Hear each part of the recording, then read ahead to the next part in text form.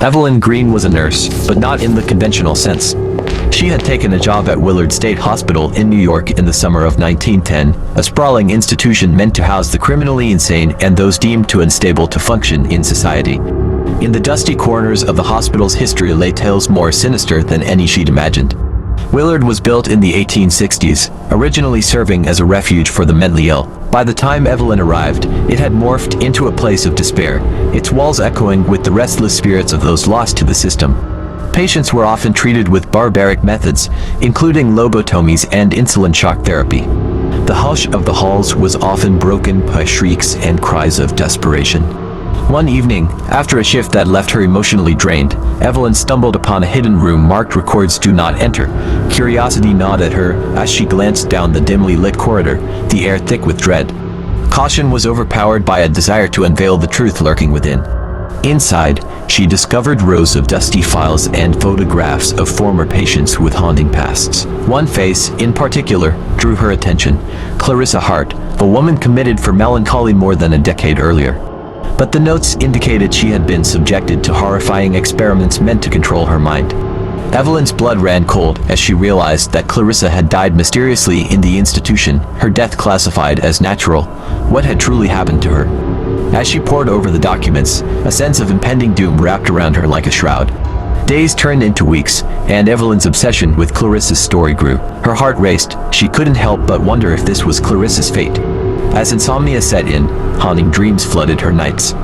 One such dream revealed a shadowy figure beckoning her toward a heavily barred door deep within the hospital, a door that should never be opened.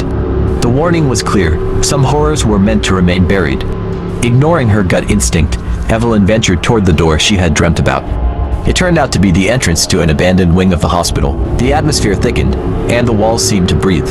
Inside, she discovered a makeshift laboratory where horrific experiments were conducted on patients. The sickening reality of what she had unearthed churned her stomach. In the dim light, she found shackles, unfinished charts, and faded photographs of patients subjected to inhumane treatment. It was then that she recognized a flicker of movement from the corner of her eye shapes that seemed to dart between shadows with mournful cries. Goosebumps erupted on her flesh as she felt cold fingers brush against her. Evelyn turned to flee but was stopped short by a chilling voice. "You shouldn't have come here. They don't like visitors." It was Clarissa. Or rather, a specter of her, trapped in a perpetual cycle of torment. With wide eyes, Evelyn listened as Clarissa shared the fateful night of her disappearance. The hospital staff had treated her like a piece of furniture, pawning her off to death in the name of medical science.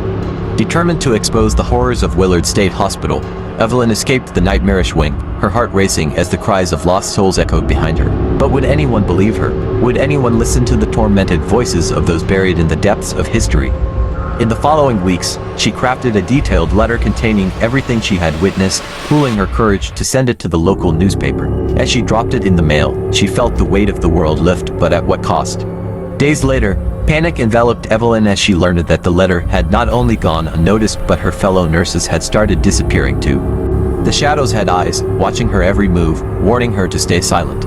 Now haunted not only by the ghosts of the patients but also by the repercussions of her own bravery, Evelyn understood that the horror of Willard wasn't merely in its past but also in its ever-present and consuming darkness. This was not just a story of decay and despair, it was a chilling reminder of what lies beneath when we dare to seek the truth. The echoes of the asylum still whisper in the wines, waiting for someone to listen. Please like and subscribe for more. I will see you in my next video.